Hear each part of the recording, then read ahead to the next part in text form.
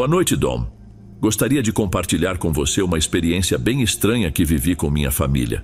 Eu cresci na costa leste, mas fui estudar na faculdade do estado de Washington, o mais longe que eu poderia estar de casa. No terceiro ano, eu vivia procurando qualquer desculpa para voltar e rever minha família. E o destino me deu uma ótima razão para isso, quando descobri que minha tia e meu tio estavam organizando uma grande reunião de família na fazenda deles. Minha família é enorme e todos nós somos muito unidos. Meus avós tiveram 10 filhos e tenho uma relação próxima com todas as minhas tias, tios e primos, com uma única exceção.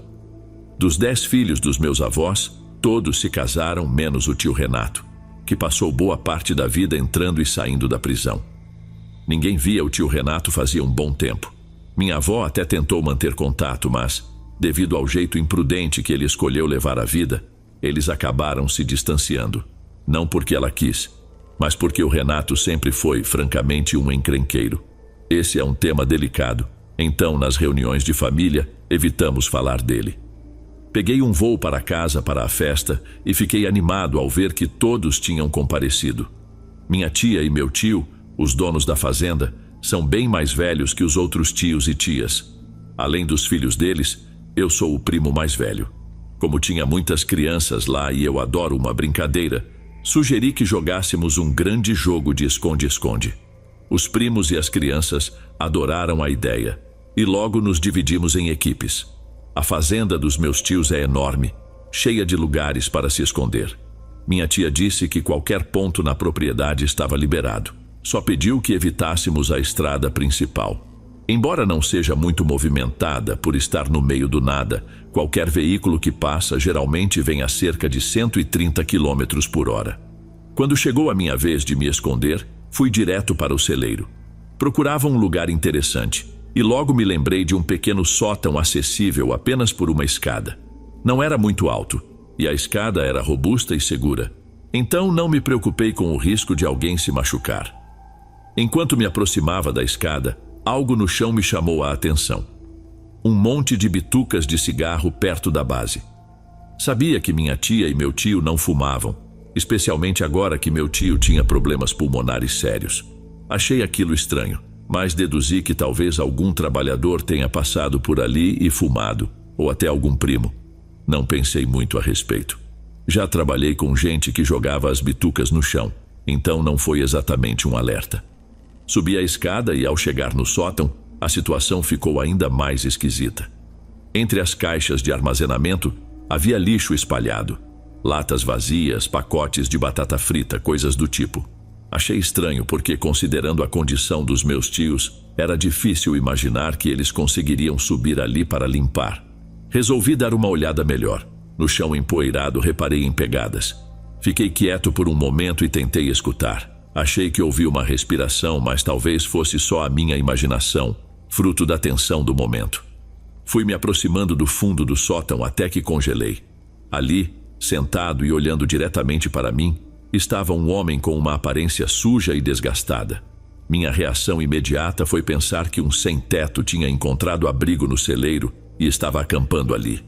Mas antes que eu pudesse reagir, o homem se levantou e correu na minha direção, passando por mim e me derrubando no processo. Ouvi o som dele pulando no chão e saindo correndo do celeiro, mas antes mesmo de ele me alcançar, percebi. Não era apenas um desconhecido sem teto, era o meu tio Renato. No início, quase não o reconheci, mas aqueles olhos eram inconfundíveis. Quando ele passou correndo por mim, consegui ver seu rosto com clareza.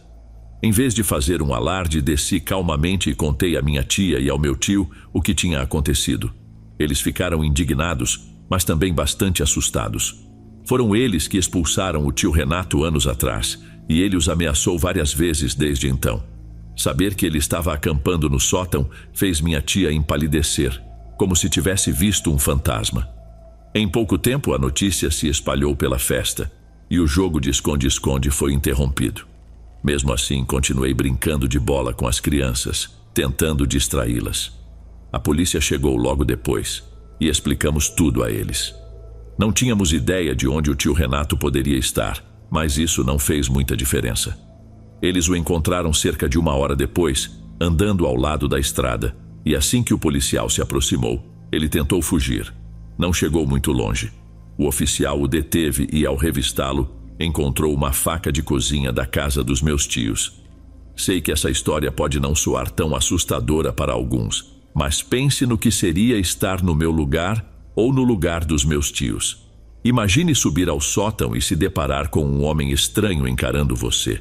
Vá além e pense no que seria ser minha tia e meu tio. Esse homem, o próprio irmão deles, estava vivendo no celeiro e em algum momento entrou na casa para pegar a faca. E por que mais ele precisaria dessa faca, se não para usá-la contra minha tia e meu tio? Ele nega, claro, mas aquele olhar nos olhos dele me deu a certeza de que ele tinha algo sinistro em mente.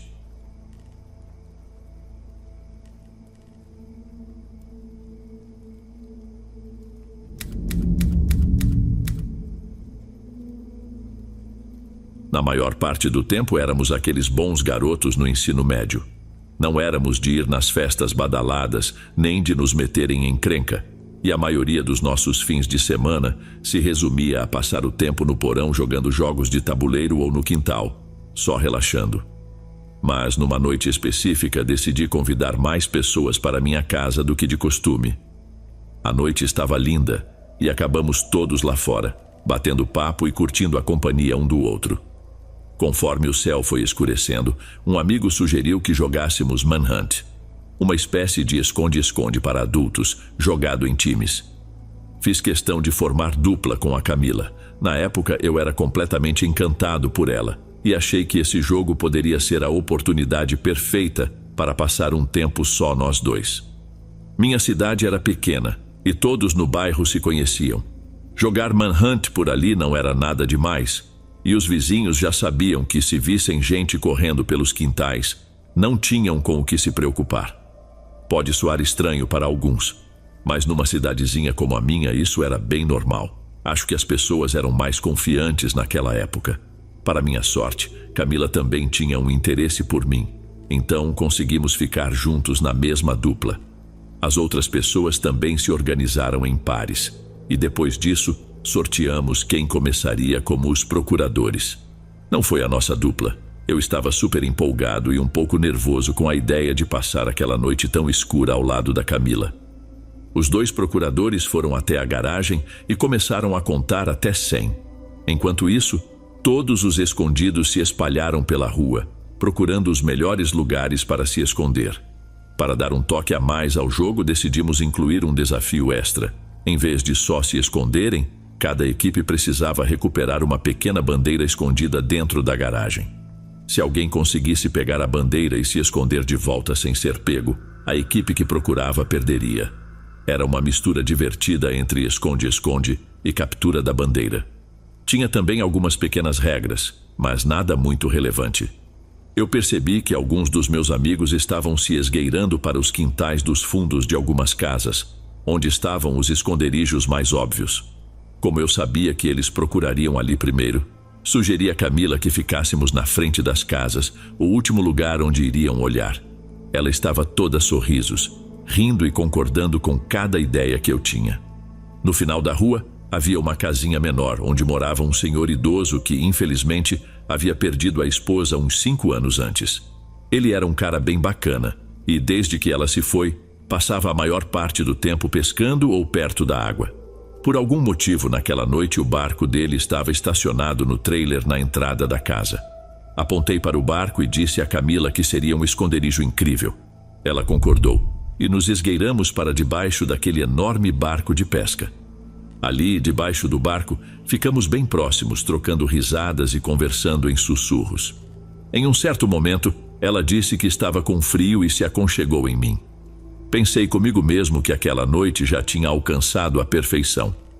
Poucos minutos depois, ouvimos passos correndo que pararam bem perto da borda do barco. Nós tapamos a boca, tentando segurar o riso. De repente, alguém do lado de fora sussurrou apressadamente: "Anda logo!" Outro par de passos surgiu ao lado do barco. A voz era estranha e não reconheci, mas achei que era meu amigo tentando mudar a voz de propósito. Logo, os passos sumiram na escuridão da noite.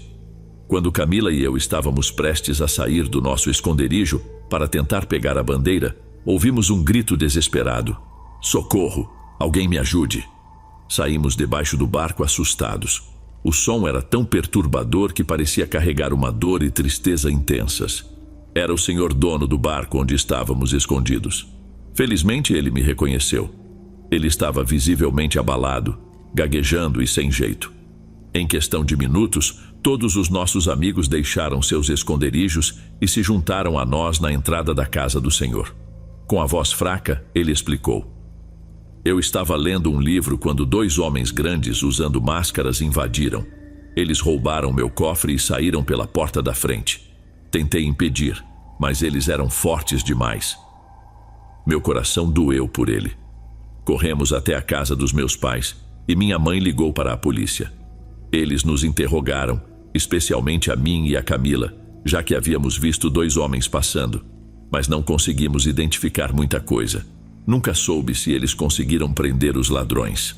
A polícia suspeitava que fosse alguém que conhecia o senhor, já que o Doberman dele, geralmente atento, não fez um único latido durante a invasão. A vida seguiu seu rumo, e no fim de semana seguinte estávamos saindo novamente. Mas posso afirmar que nunca mais jogamos Manhunt. Talvez isso tenha ficado no nosso subconsciente, ou talvez fosse apenas um sinal de que estávamos amadurecendo. O que me trouxe a contar essa história agora foi uma lembrança recente. No fim de semana passado, meus pais comentaram sobre o tempo em que costumávamos jogar Manhunt, e essa memória voltou à tona com força. Perguntei a eles se havia algum detalhe daquela noite que eu não soubesse. Descobri que, segundo o senhor, havia um ponto que ele só compartilhou com meus pais. Aqueles 2 homens estavam fortemente armados. Pensar nisso hoje é ainda mais assustador. Camila e eu estávamos a poucos metros de 2 homens perigosos em pleno assalto à mão armada. Foi um daqueles momentos que abre os olhos. Mesmo em um bairro suburbano pacato, as figuras mais sombrias ainda podem se esconder nas sombras.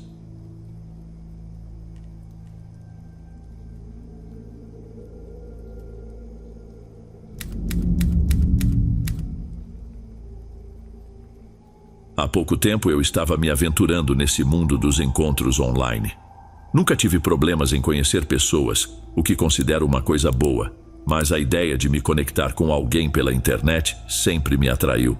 Naquele período, eu só conhecia garotas no trabalho ou em bares, e queria expandir os horizontes para ver se encontrava alguém diferente. Não lembro se era no Tinder ou em outro desses aplicativos, mas conheci uma garota chamada Bianca. O nome já me chamou a atenção, e ela era linda. Com tantas histórias de perfis falsos e gente se passando por outras pessoas, pensei que Bianca também poderia ser um golpe.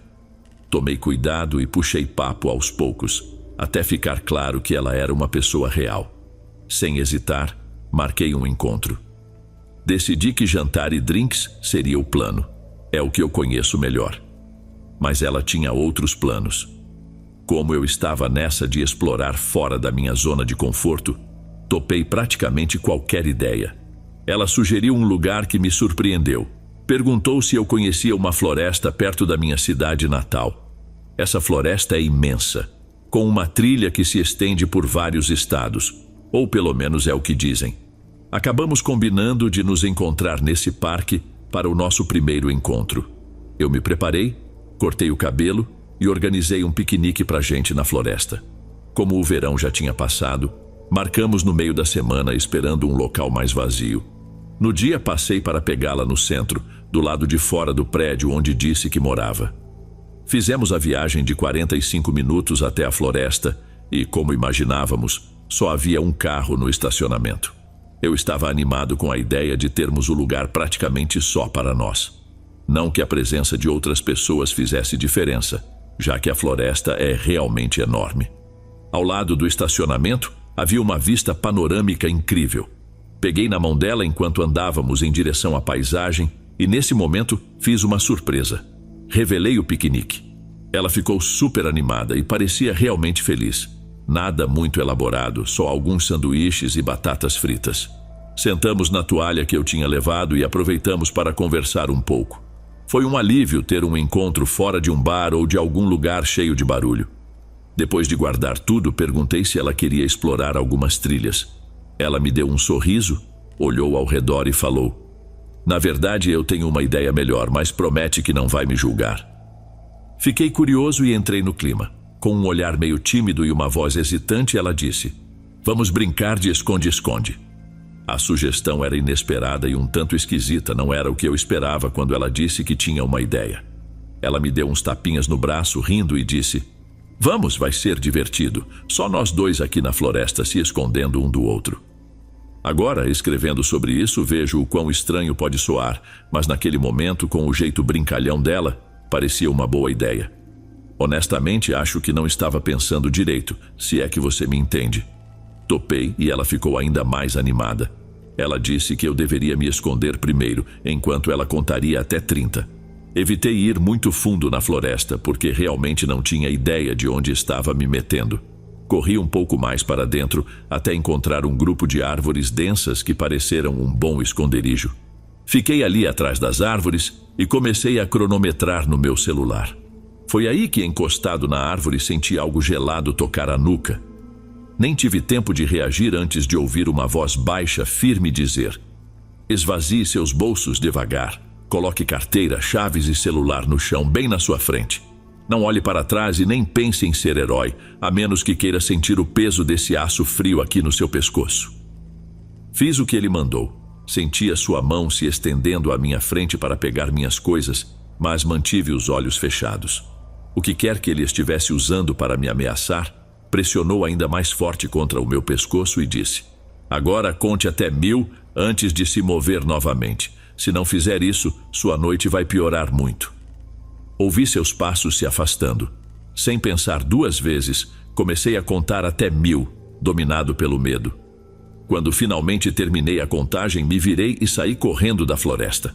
Procurei Bianca por toda parte, mas não a encontrei e comecei a temer o pior. Mesmo tendo levado minhas chaves, o assaltante não roubou meu carro. Uma pequena vitória, embora sem as chaves eu não pudesse usá-lo. Lembrei que não muito longe do estacionamento havia um posto de gasolina. Decidi correr até lá e pedir para ligarem para a polícia. Passei todas as informações aos policiais, explicando que temia que algo tivesse acontecido com Bianca. Depois da investigação, era como se ela simplesmente tivesse sumido do mapa. Seu perfil de namoro havia sido excluído e ninguém relatou tê-la visto.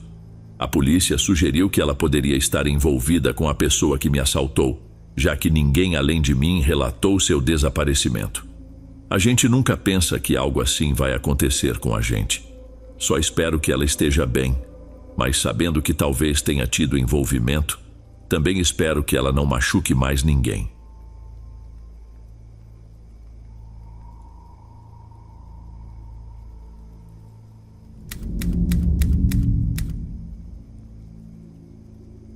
Escrever esta história é um desafio para mim. Quando era criança, tudo parecia normal. Nada parecia fora do comum. É quase como se, nessa fase, você acreditasse que sua família é imbatível, incapaz de fazer qualquer mal. Mas meu irmão e eu logo aprendemos que a vida nem sempre é feita só de sorrisos e dias ensolarados. Isso já faz pelo menos 20 anos, talvez mais. Naquela época, passamos a noite na casa dos nossos avós. Pode soar entediante para algumas pessoas, mas nós adorávamos. A vovó sempre preparava lanches deliciosos e alugava qualquer filme que quiséssemos assistir, enquanto o vovô jogava conosco, inventando jeitos novos e criativos de tornar os jogos ainda mais divertidos. Ele tinha uma imaginação incrível e estar ao lado deles era sempre uma experiência divertida. Naquele tempo, a saúde do vovô já estava se deteriorando, mas nós não percebíamos. Hoje, olhando para trás, fica claro que ele já não tinha a mesma energia de antes, mas na infância, a gente simplesmente não nota esses sinais. Eu sugeri jogarmos esconde-esconde, um dos meus favoritos. Ele sempre achava os melhores esconderijos e, de algum jeito, inventava lugares novos a cada rodada. Meu irmão estava empolgado e nós dois insistimos para que o vovô jogasse conosco. Ele hesitou um pouco no início, mas logo abriu um sorriso e topou. Jogamos várias rodadas e era pura diversão. Quando chegava a vez do vovô se esconder, ficávamos cheios de expectativa. Sabíamos que seria um desafio, e encontrá-lo sempre nos dava uma sensação de vitória. Meu irmão e eu até criamos uma competição entre nós para ver quem o acharia primeiro. Decidi subir as escadas enquanto meu irmão ficava lá embaixo. Entrei no quarto de hóspedes, onde íamos dormir, e percebi que a porta do armário estava ligeiramente aberta. Tinha certeza de que estava fechada antes.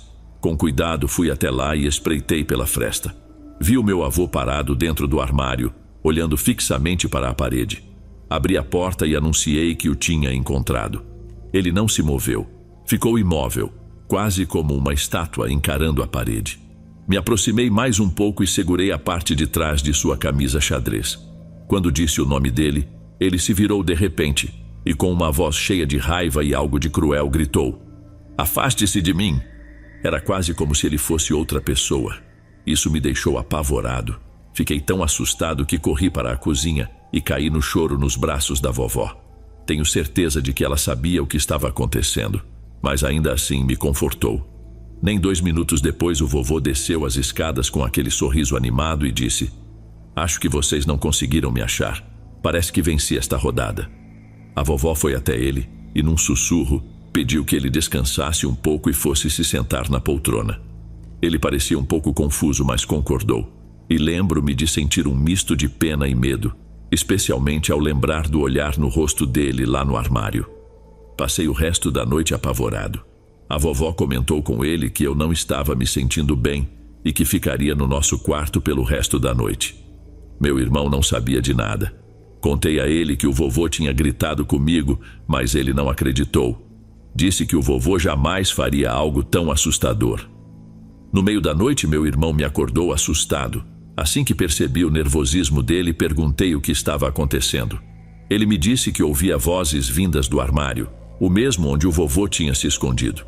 Fiquei atento, pois o armário ficava perto da cama e ele tinha razão. Dava para ouvir vozes lá dentro. Uma parecia alegre, com risadinhas suaves. A outra, triste, quase como um choro silencioso. Não sabíamos o que fazer. Me aproximei da porta do armário enquanto meu irmão segurava minha camisa e espreitei lá dentro. Lembro-me com clareza do que vi. Não havia várias pessoas. Era o meu avô fazendo todas aquelas vozes. Ele ria, chorava e falava de forma completamente descontrolada. Saímos correndo do quarto e descemos até a sala de estar, no primeiro andar. Pegamos alguns cobertores e nos escondemos debaixo deles. Minha avó nos encontrou lá de manhã cedo. Dissemos que tínhamos acordado cedo e que estávamos esperando ela levantar, tentando esconder nosso medo. Não queríamos contar a verdade sobre o vovô. Estávamos apavorados e confusos com o que tinha acontecido no armário. As vozes que ele fazia foram as mais assustadoras que já ouvi. Enquanto a vovó preparava o café da manhã, o vovô estava sentado em sua poltrona assistindo aos destaques esportivos, parecendo completamente normal. Nenhum sinal do que havia acontecido na noite anterior. Depois de comer, ficamos na sala esperando nossa mãe chegar para nos buscar. Quando ela finalmente chegou, corremos para o carro. Do lado de fora vimos a vovó conversando baixinho com ela na varanda. Observamos a expressão da nossa mãe mudar para uma tristeza profunda. Ao entrar no carro, ela nos perguntou como tinha sido a noite. Contamos tudo: o grito do vovô no armário, as risadas e o choro estranho que ouvimos durante a madrugada. Não lembro exatamente o que ela disse, mas foi algo como: "O vovô não está bem e precisamos dar um tempo nas visitas por enquanto." Aquilo nos deixou arrasados. Anos depois, descobrimos que o vovô tinha começado a desenvolver demência. Com o tempo, ele realmente foi perdendo tudo mentalmente, até o ponto em que já não sabia mais o que acontecia ao redor. Foi algo profundamente triste. Hoje consigo entender isso melhor, mas na época, como criança, ver aquele olhar perturbador nos olhos dele e ouvir seu comportamento descontrolado foi algo que me perseguiu em pesadelos por muito tempo.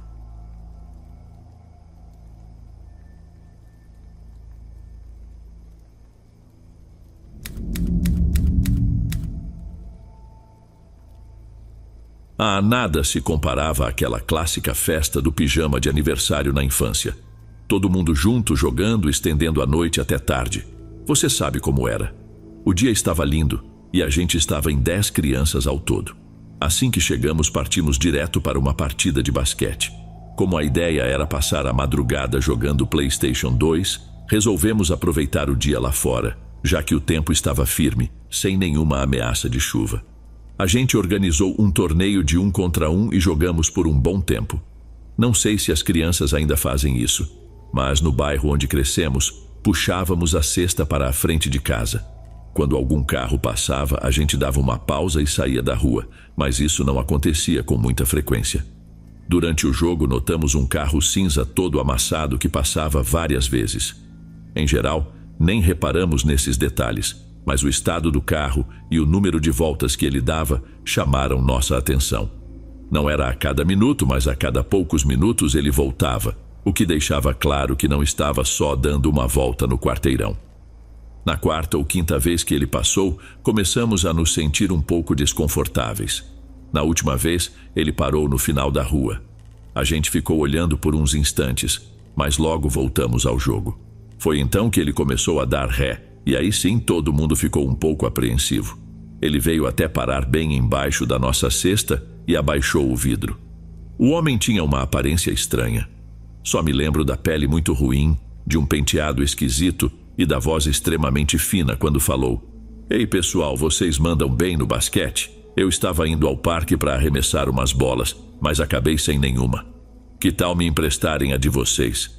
Alguns de vocês podem até ir juntos se quiserem. Que me dizem?" Eu sabia que aquilo era encrenca e queria distância. Falei com meu amigo que precisávamos entrar imediatamente e sugeri que a mãe dele não ia gostar de nos ver conversando com um estranho. A maioria de nós foi rápida em recusar, lembrando das tantas vezes que já tínhamos ouvido histórias assim nas aulas da escola. Alguns amigos, no entanto, eram tão ingênuos que nem percebiam o perigo ali. Precisei até puxar um deles, que já estava quase abrindo a porta do passageiro para entrar com o cara, levando uma das nossas bolas junto. A gente começou a ir para dentro, mesmo com o estranho ainda falando com a gente. A última coisa que ouvi, e que me deu um arrepio, foi ele dizer: "Ah, vamos lá, galera, nem vou contar nada aos seus pais. Vocês não vão se meter em encrenca." Mesmo sendo jovem, entendi o que aquilo significava e fiquei assustado. Fechamos a porta e fui espiar pela janela. Vi o vizinho do outro lado da rua sair de casa e se aproximar do carro, mas o estranho foi embora antes que ele chegasse. A maioria dos meus amigos estava alheia àquela situação esquisita, mas eu continuava com um pressentimento ruim. Mais perto do anoitecer, meus amigos sugeriram brincarmos de esconde-esconde lá fora. Fui contra, ainda preocupado com a possibilidade daquele sujeito estar por perto, mas acabamos jogando mesmo assim. Depois de um tempo, a brincadeira me fez esquecer um pouco dele.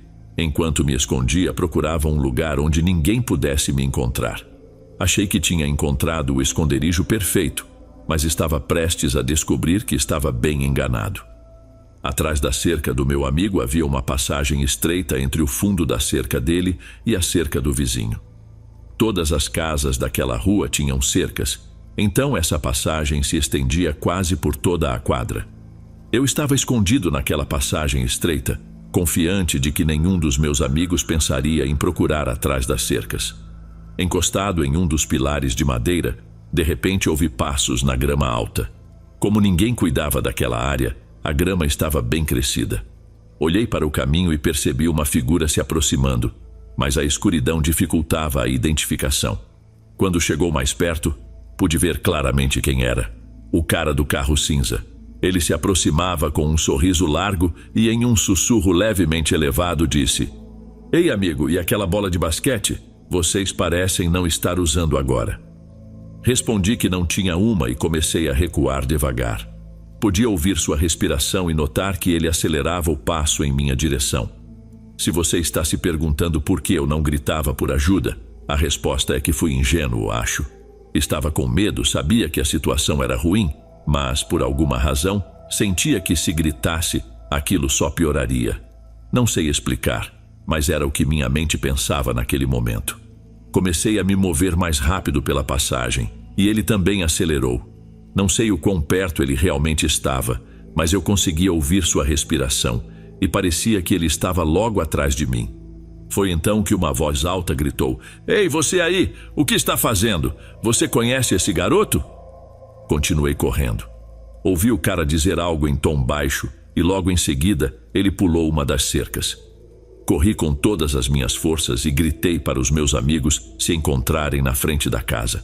O vizinho saiu da passagem e bateu na porta do meu amigo. Ele conversou com a mãe do meu amigo por um tempo e ela decidiu que o resto da noite seria dentro de casa. Fiquei aliviado, mas alguns dos meus amigos não gostaram muito. Nada mais aconteceu naquela noite e eu nunca mais vi aquele homem ou o carro. Somente quando fiquei mais velho percebi o quão assustador e perigoso aquilo poderia ter sido. Na época foi intenso, mas não chegou a me traumatizar. Acho que como criança, eu não compreendia a gravidade da situação. Pais, cuidem bem de seus filhos. Existem, de fato, monstros escondidos em todos os lugares.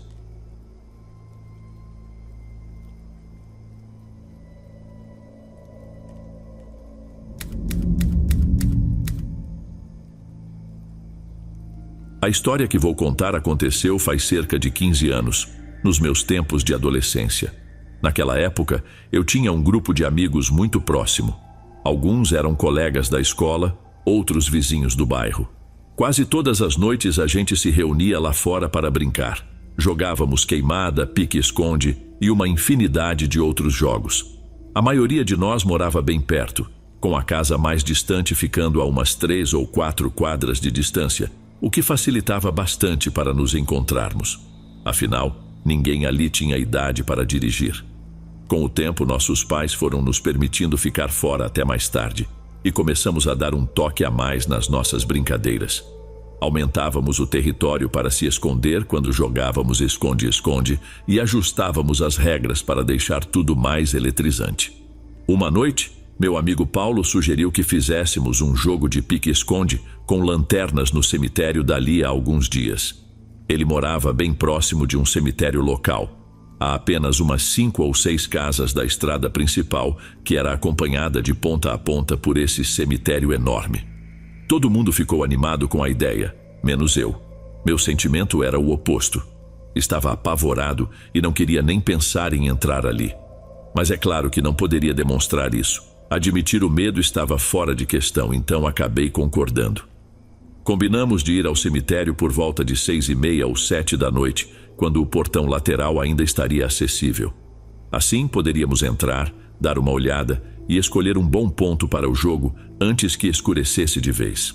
Decidimos também que todos usariam roupas pretas e poderiam levar 2 lanternas, caso uma parasse de funcionar. Cada um escolheria se queria manter a lanterna ligada ou desligada. Com ela acesa, a chance de ser encontrado aumentava, mas ao mesmo tempo ajudava a diminuir o medo. Lembro-me de ter avisado minha mãe que iria para a casa do Paulo e ela me perguntou: "Já são 6 horas, a que horas você volta?" Eu disse que ainda não sabia ao certo, e ela pediu que se fosse depois das 8, eu ligasse para ela para que meu pai pudesse ir me buscar. Ela não queria que eu voltasse caminhando tão tarde. Nos reunimos na frente da casa do Paulo e, pelo que me lembro, éramos 8 ao todo. Chegamos ao cemitério mais cedo do que o planejado e começamos a explorar o local em busca de um bom espaço para o esconde-esconde. O cemitério era extenso, então decidimos estabelecer limites claros para as áreas de esconderijo. Encontramos um espaço razoável perto da saída, definimos as regras e demos início ao jogo, mesmo sem estar completamente escuro. A maior parte da minha ansiedade havia sumido, talvez por estarmos jogando antes do cair da noite. Achei que talvez jogássemos algumas rodadas e depois sairíamos, mas antes que eu percebesse, só havíamos jogado uma vez e já estava escuro. Eu esperava que, ao nos reunirmos, todos decidissem ir embora, mas não foi o que aconteceu. Meus amigos pegaram suas lanternas e logo perguntamos se alguém queria se voluntariar para ser o pegador da vez. Antes que qualquer um se oferecesse, meu amigo João se adiantou e disse: "Eu."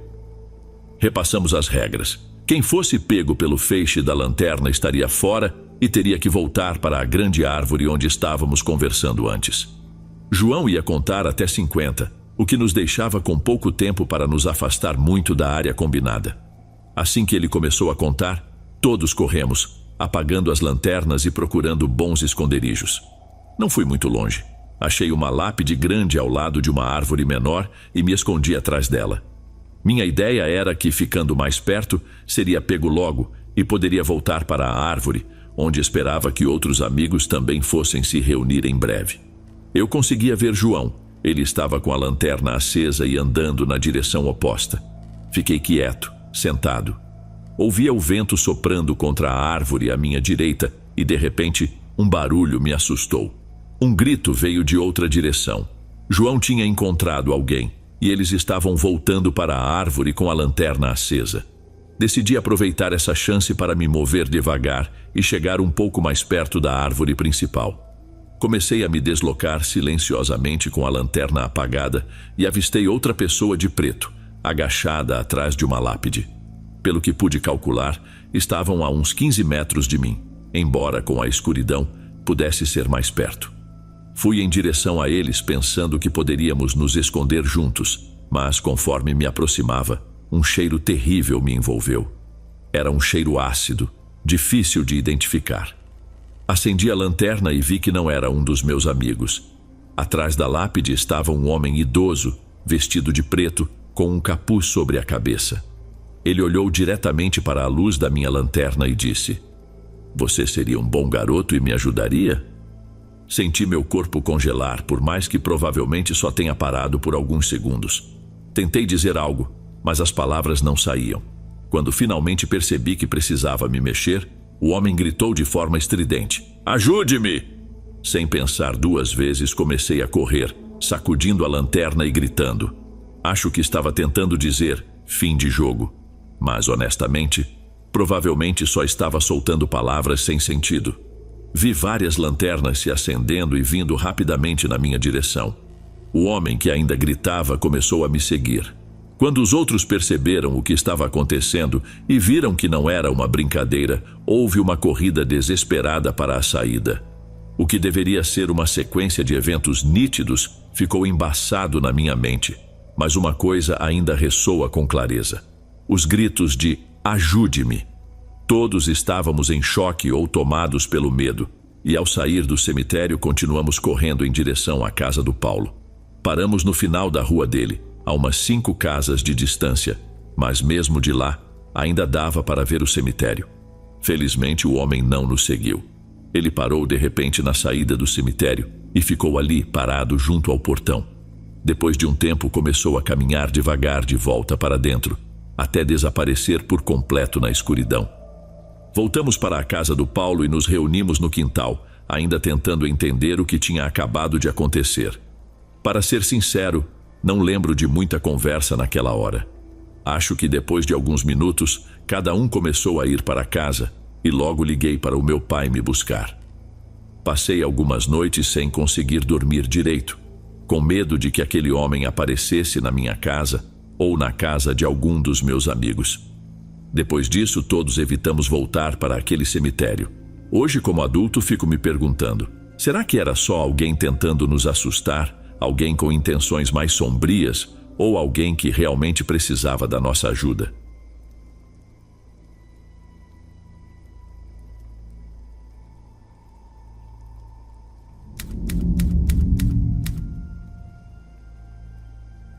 Eu não guardo muitas histórias memoráveis do meu tempo no ensino médio. Não tenho vergonha de admitir que não fui o melhor aluno, nem a pessoa mais exemplar. Desde então, percorri um longo caminho. Mas há uma história daquela época que ainda lembro vividamente, e não pelos motivos certos. Os pais de um amigo estavam fora da cidade, e ele nos convidou para passar um tempo na casa dele. Ele morava numa casa espaçosa, em um bairro agradável. Então sempre aproveitávamos qualquer chance de ir lá. Um grupo grande estava presente, e como típicos adolescentes estávamos fazendo coisas que, honestamente, não deveríamos. Um detalhe que sempre achei interessante era o quintal da casa, que dava direto para um pomar de maçãs. Para dar um pouco de contexto, quando éramos mais novos, íamos até a última fileira de macieiras e pegávamos algumas maçãs, nos sentindo super aventureiros. Um dia, o dono do pomar nos pegou no ato e gritou como se estivéssemos tentando destruir tudo. Na época, achamos que ele exagerou, mas para ele, parecia algo muito sério. Isso foi há anos, mas sempre que eu voltava naquela casa, lembrava meu amigo de como eu detestava aquele homem. Não sei o que exatamente despertou esse pensamento, mas, enquanto olhava para as macieiras pela janela da sala, sugeri que jogássemos esconde-esconde no pomar. A ideia não convenceu a todos de imediato, mas depois de um tempo todos acabaram topando. Eu pretendia apenas me divertir no jogo, mas ao pisar no pomar, senti de novo aquela velha antipatia pelo dono do lugar. Meus amigos e eu corríamos entre as fileiras de macieiras quando notei o grande celeiro lá no fundo. Tentei afastar meus pensamentos, mas a ideia de invadir o celeiro e agir como um rebelde tomava conta de mim. Falei com meu amigo que queria me esconder lá e convenci-o de que ninguém pensaria em procurar dentro do celeiro. A porta estava destrancada, o que fez meu amigo querer desistir, mas eu estava decidido. Forcei a fechadura e entrei, e quando ele finalmente entrou comigo, lembrei-o de como detestávamos o dono do pomar e que essa era a nossa chance de vingança. Meu amigo ainda relutava, mas depois de um pouco mais de persuasão, acabou cedendo. Ele sempre foi o cara certinho, e eu queria que antes da formatura, ele experimentasse um pouco de rebeldia.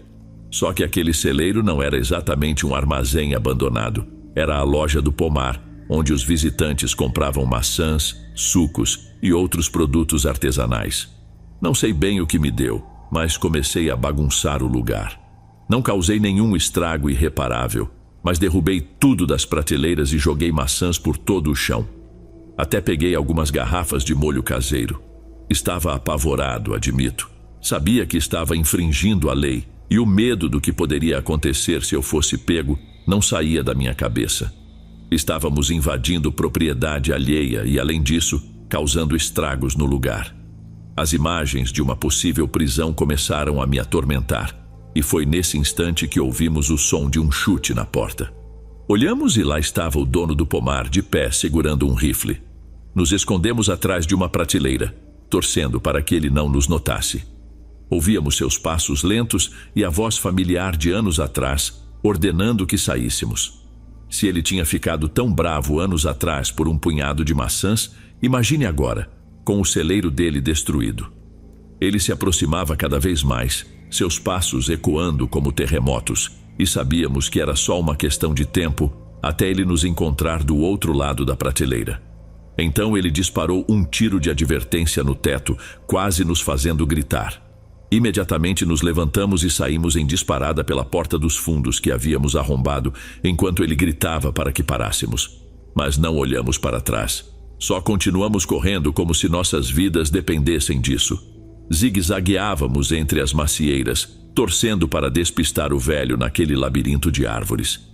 Enquanto corríamos, gritávamos para avisar os outros que estávamos sendo perseguidos. Felizmente, eles ouviram e saíram correndo de volta para a casa sem serem notados. Entramos, apagamos as luzes e ficamos observando pela janela. Do lado de fora vimos o homem disparar outro tiro para o céu. O som alto nos fez saltar e o clarão iluminou tudo ao redor. Estava claro que ele não estava brincando. Parecia determinado a nos fazer pagar pela invasão. No começo, o medo de sermos pegos e presos já era grande. Mas quando ele começou a atirar, o pânico aumentou 100 vezes. De repente, a ideia de ser preso não parecia tão assustadora assim. Pouco tempo depois, todos saíram da casa, exceto eu e mais alguns. Passamos o resto da noite em alerta, observando pela janela enquanto ele rondava entre as árvores. Não soltou a arma nenhuma vez. Ele não deu mais tiros, mas também nem precisava. Aqueles 2 disparos já tinham dado o recado. Fiquei acordado até o amanhecer e, acredite se quiser, ele passou a noite inteira lá fora vigiando. Na manhã seguinte, saí da casa do meu amigo e, ao passar pelo pomar, vi 2 carros de polícia parados, e o dono conversava com os oficiais. Me senti mal, arrependido, mas nunca voltei. Nunca pedi desculpas nem assumi o que fiz. Superei essa fase rebelde da minha vida, mas nunca vou esquecer o medo de ser perseguido por um homem que, no fundo, estava apenas protegendo o que era dele.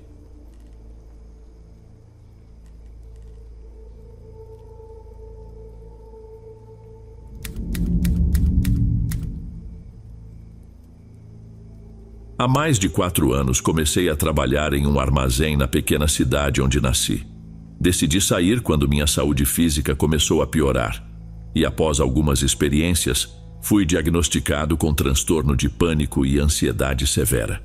Essa situação, que estou prestes a relatar, mudou completamente a maneira como passei a ver as amizades depois desse emprego. Entrei nesse trabalho no 1º de abril de 2018, o que achei bem curioso, e comecei sem muitas expectativas. Tudo o que queria era fazer meu serviço, receber meu salário e voltar para casa, onde tinha 2 filhos e um mundo de coisas para cuidar. O trabalho não era complicado e o salário era bom considerando as minhas responsabilidades. Então, realmente, não tinha do que reclamar. Passei cerca de 5 meses trabalhando no 2º turno, até mudar para o turno diurno. Enquanto estava no 2º turno, ficava mais reservado, mas um dia conheci alguém de uma das linhas de produção. Em uma conversa sobre jogos, trocamos ideias e, para manter o anonimato, vou chamá-lo de Felipe. Felipe era um cara bacana e tínhamos bastante em comum. Naquela noite, quando cheguei em casa, ele apareceu como uma sugestão de amigo no Facebook. Outra coincidência. Resolvi adicioná-lo. A partir daí, passamos a conversar mais no trabalho, até que ele sugeriu que saíssemos juntos. Em pouco tempo, saíamos com bastante frequência. Após mais ou menos 1 mês de amizade, ele me disse que queria me apresentar à sua parceira. À primeira vista, ela parecia uma pessoa decente, simpática, sem aparentar julgar ninguém, o que me deixou bem à vontade com ela. Desde então, comecei a passar um tempo com eles sempre que meus filhos estavam com a minha mãe. Certa vez, estávamos em um restaurante e ele começou a desabafar. Cara, ela é complicada às vezes. Tipo, outro dia esqueci de levar o lixo e ela me ameaçou. Disse que me esfaquearia se eu não fizesse isso. Nunca tinha estado em um relacionamento com alguém que realmente ameaçasse o parceiro, mas ele completou. Ah, mas ela tem boas intenções, sabe? Quando ele me contou aquilo, fiquei preocupado, mas afinal éramos amigos há apenas 1 mês, então pensei que talvez ele estivesse sendo um pouco mórbido, provavelmente fazendo uma piada. Soltei uma risadinha nervosa, mas ele me olhou sério e disse: "Não estou brincando, ela realmente fez isso." Aquilo me deixou particularmente inquieto. Avançando uns 8 meses, eles ainda estavam juntos e continuávamos saindo regularmente, meio que deixando de lado aquela história. Em um desses encontros, ele parecia um pouco estranho. Perguntei o que estava acontecendo e ele sorriu dizendo: "Nada, cara, só estou um pouco cansado." Mas percebi que ele não estava me olhando quando disse isso. Seus olhos estavam fixos nela. No dia seguinte, no trabalho, voltei a perguntar o que estava acontecendo. Ele olhou para mim e disse: "Você promete que isso fica só entre a gente?" Eu concordei, claro. Ele então contou que estava decidido a terminar com ela, mas que ela tinha reagido de forma intensa. Pegou uma arma e apontou para ele dizendo: "Se eu não posso ter você, então ninguém terá." Ele me disse que tentou manter a calma e encontrar uma maneira de escapar daquela situação. Eu não sabia muito bem o que dizer, então só falei: "Você vai resolver isso, cara. Se precisar de um lugar para ficar, pode contar comigo até conseguir tirá-la de casa." Cerca de 1 ano depois, ele finalmente decidiu terminar. Dessa vez, ele optou por fazer isso por mensagem de texto. E novamente, ela perdeu o controle. Ela ameaçou encontrá-lo e matá-lo. E ele realmente estava no trabalho naquele dia, mesmo sendo sua folga. Recebi uma mensagem dele: "Ei, se ela aparecer no trabalho perguntando de mim, me avisa, ok?" Achei aquilo estranho, porque não tinha ideia do que estava se desenrolando. Mas, surpreendentemente, ela apareceu no nosso trabalho e perguntou onde ele estava. Eu disse: "Não sei de nada, achei que vocês tinham saído da cidade juntos ou algo assim." Ela apenas fechou a janela do carro e foi embora. Liguei para ele e avisei que ela tinha aparecido. Ele chamou a polícia e acabaram a encontrando na estrada com uma arma carregada no carro. 2 meses depois, ele resolveu falar com ela novamente e logo em seguida veio me contar algo. Ligou e perguntou se eu a tinha visto por aí. Respondi que não, e ele disse: "Se eu fosse você, tiraria alguns dias de folga." Confuso, perguntei o motivo e ele explicou. Ela saiu da cadeia e os primos dela estão na cidade atrás de pessoas com quem ela tem contas a acertar. Você é um deles. Naquele momento senti um terror profundo. Peguei meus filhos e saí da cidade, tirando 2 semanas de folga do trabalho. No dia seguinte, fiquei sabendo que ela e os primos foram para a cidade vizinha e atiraram em 3 pessoas em um apartamento, tirando suas vidas. Recebi a notícia no dia após o ocorrido. Ele sabia que estavam vindo atrás de mim porque criaram um grupo no Facebook Messenger e incluíram seu nome. Nesse grupo, enviaram uma lista de pessoas que pretendiam buscar. Muita gente viu aquilo como spam e resolveu ignorar, mas ele entendeu o que significava. Dos nomes na lista, 3 eram das pessoas que eles mataram. O 4º nome era o meu. Quando as evidências foram encontradas e ele finalmente resolveu tornar públicas as mensagens e capturas de tela que tinha, todos acabaram sendo acusados de assassinato em 1º grau. Desde então, fiquei muito mais cauteloso sobre por quem eu estaria disposto a me arriscar, pois mesmo sabendo das intenções reais daquela lista, ele optou por não alertar mais ninguém sobre o que estava acontecendo.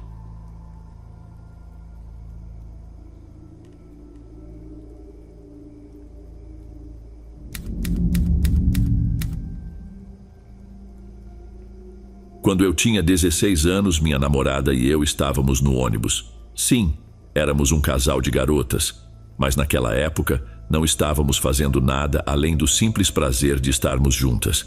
Estávamos só sentadas, ouvindo música, fazendo lição de casa. Eu estava com o braço apoiado no encosto do assento dela, e num momento de carinho, inclinei-me e dei um beijo em sua cabeça. Aproximadamente meio minuto depois, percebo que ela fica tensa e olha para mim, com uma expressão desconfortável. Pergunto o que aconteceu, e ela murmura baixinho: "Alguém está me tocando." Viro-me rapidamente e vejo um homem mais velho e repulsivo acariciando a nuca dela. Levanto-me na mesma hora, olho diretamente para ele e pergunto em voz alta: "O que você pensa que está fazendo?" Ele, com um sorriso descarado, responde: "Vocês 2 são irmãs?" Digo de imediato: "Não, seu pervertido nojento." E ele, como se não fosse nada, ainda replica: "Ah, que pena, eu queria ver vocês se beijarem." O ônibus estava cheio e sair dali significaria perder nosso lugar. Então pedi a ele que nos deixasse em paz e voltei a me sentar. Menos de 1 minuto depois, sinto a mão dele passando por baixo do meu braço e ele começa a enrolar o cabelo dela. Levantei-me para encará-lo e ele apenas riu, dizendo: "Vamos lá, só quero ver um beijinho, beija ela para o papai." Que nojo! Resolvi que aquilo já tinha ido longe demais. Caminhei pelo corredor até a frente do ônibus e chamei o motorista, que conhecíamos bem, pois pegávamos aquela linha todos os dias. Para nossa sorte, era o tio Pedro, um havaiano forte que cuidava dos estudantes como se fossem da própria família. Ele acelerou o ônibus, saiu da rodovia e parou na próxima parada com um rangido forte. Em seguida, abriu a porta de trás, levantou-se e anunciou que precisava de um caminho livre até o fundo do ônibus. Ele marchou firme até o fundo do ônibus, parou diante da minha namorada e perguntou: "É ele?" Ela respondeu timidamente: "Sim." E eu quase quebrei o pescoço de tanto acenar com a cabeça, confirmando. Sem hesitar, ele agarrou o sujeito pelo braço e o tirou do ônibus, praticamente o arremessando na calçada. Antes de fechar as portas, ele deixou claro: "Se eu não estivesse no trabalho, cada dedo seu estaria quebrado, entendeu? E todo mundo aqui aplaudiria porque ninguém no mundo defende um doente que sai por aí tocando em adolescentes. Então, antes de sequer pensar em fazer isso de novo, você se lembra de mim e do quão sozinho e insignificante você está se sentindo agora. E reze para que eu nunca mais te veja nesta vida, porque não acabei com gente como você." Assim que o tio Pedro voltou ao seu lugar, todos no ônibus aplaudiram. No dia seguinte, nós levamos um almoço para ele em sinal de gratidão. Curiosamente, vimos aquele sujeito de novo, mas só pela janela do ônibus. Descobrimos que a rota passava bem em frente à casa dele, mas depois das promessas do tio Pedro, ele foi obrigado a pegar um ônibus diferente, com uma parada que ficava a 45 minutos de caminhada da sua casa. 18 anos depois, ainda sinto a necessidade de manter as costas encostadas em algum lugar seguro sempre que posso. Depois dessa experiência, o tio Pedro conseguiu restaurar um pouco da minha confiança em motoristas de ônibus. Então, um agradecimento especial a todos os tios Pedro por aí, que protegem as crianças dos monstros quando elas ainda não podem se defender.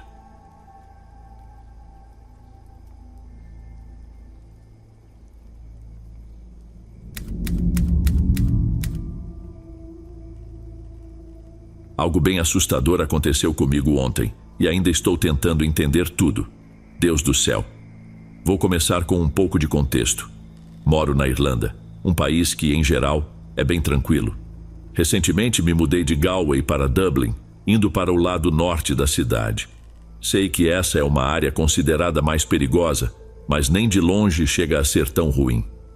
Vivo com minha família nos arredores da cidade, em uma região mais rural. Por aqui, as paisagens são dominadas por casas e fazendas, sem comércio nem estações por perto. Apesar de ter várias casas na vizinhança, elas ficam bem afastadas umas das outras, separadas por jardins amplos. Não há calçadas e a estrada é estreita e desgastada, sendo raro ver carros por lá, o que torna tranquilo caminhar por ali. Tenho o costume de fazer uma corrida diária de 2 quilômetros, geralmente por volta das 6 da tarde.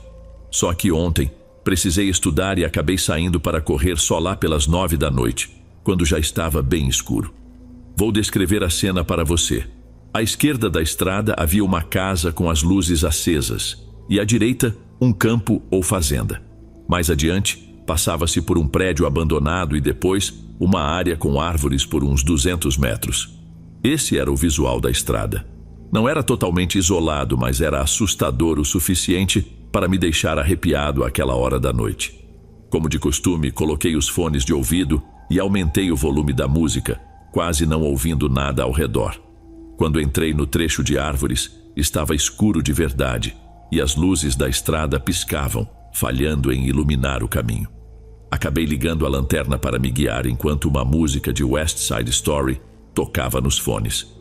Foi então que percebi as luzes piscando novamente e senti até um alívio. Só que aí eu o vi.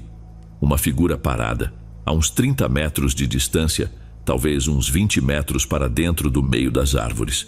Primeiro achei que era coisa da minha cabeça, mas não. Ele estava lá, completamente imóvel, sem se mexer. Me deu um arrepio na espinha e continuei correndo sem olhar para trás.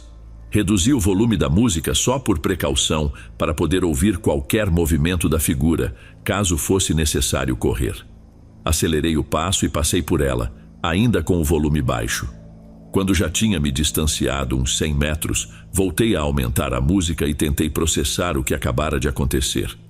Talvez fosse apenas minha imaginação me pregando uma peça por causa da escuridão. Agora eu estava longe, mas sabia que teria que voltar para casa.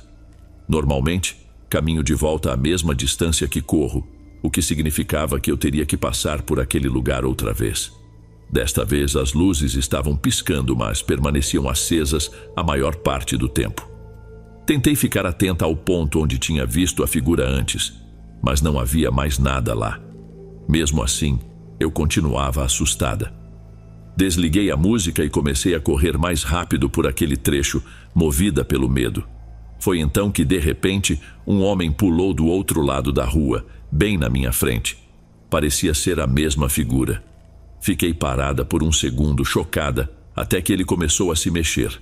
Virei e corri o mais rápido que consegui. Enquanto eu fugia, ele começou a gritar pedindo ajuda, literalmente berrando a plenos pulmões enquanto vinha atrás de mim. Finalmente passei pela área das árvores e cheguei à parte com as casas. Alguém me ouviu gritando e saiu para ver se eu estava bem. Parei de correr e percebi que o homem havia sumido. Contei o que aconteceu para a pessoa que veio me ajudar. Naquele momento eu estava completamente apavorada. Ainda precisava voltar para casa, mas meus pais não estavam lá. Tinham saído para a casa de amigos, me deixando sozinha. Então, pedi uma carona ao desconhecido, porque não queria passar por aquele lugar de novo. Felizmente, a pessoa foi super prestativa e me levou para casa em segurança.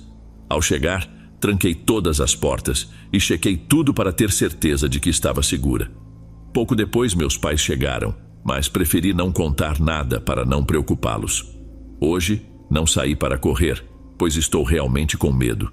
Fico aterrorizada só de pensar no que poderia ter acontecido se eu estivesse cansada demais para correr e ele tivesse me alcançado. Vou mantê-los atualizados caso aconteça mais alguma coisa, embora eu reze para que nada mais aconteça.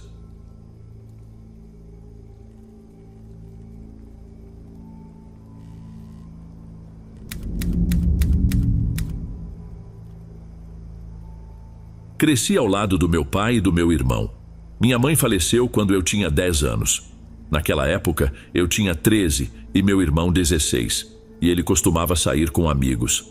Eu também passava muito tempo fora, bebendo no parque com amigos até tarde da noite. Meu pai era alcoólatra e geralmente estava bêbado demais para perceber se eu estava em casa ou não, o que me dava total liberdade, sem nenhuma regra ou limite.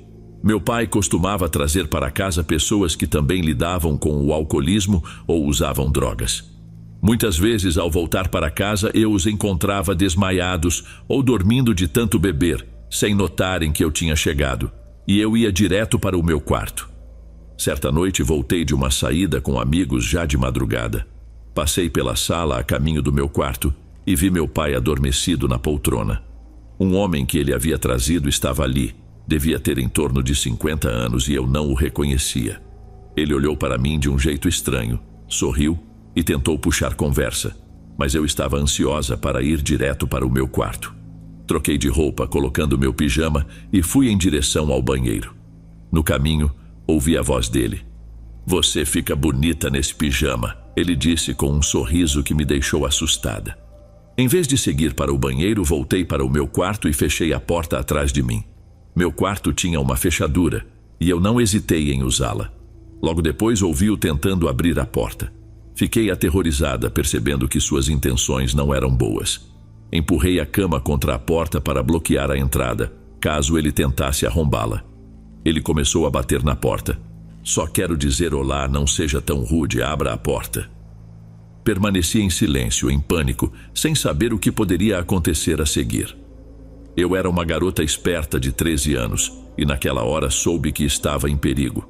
Com a cama bloqueando a porta e a tranca acionada, eu ainda podia ouvir o homem empurrando do outro lado, tentando entrar. Abri a janela do meu quarto e gritei por socorro com toda a força dos meus pulmões. "Ajuda, por favor!" Mais tarde soube que meu vizinho ouviu meus gritos e, conhecendo o estado constante de embriaguez do meu pai, imaginou que algo sério tivesse acontecido. Ele veio até nossa casa, provavelmente viu meu pai dormindo e então subiu até o meu quarto batendo na porta. Eu escutava sua voz, que me transmitia segurança. Apesar de confiar nele, eu estava tão abalada que mal conseguia me mover. Estava encolhida no canto do quarto, chorando, tremendo e tomada pelo pânico. Com esforço, ele conseguiu abrir a porta, empurrando contra o peso da cama, e entrou para ver se eu estava bem, acreditando que eu pudesse estar machucada. Ele apenas me abraçou enquanto eu tentava me recompor e explicar o que havia acontecido. O homem que causou tudo já tinha ido embora, mas a sensação de que ele poderia voltar a qualquer momento me atormentava, especialmente porque meu pai nunca estava sóbrio o suficiente para entender o que eu tinha a dizer. Essa foi a gota d'água para os serviços sociais e naquela mesma noite eu fui colocada no sistema de acolhimento.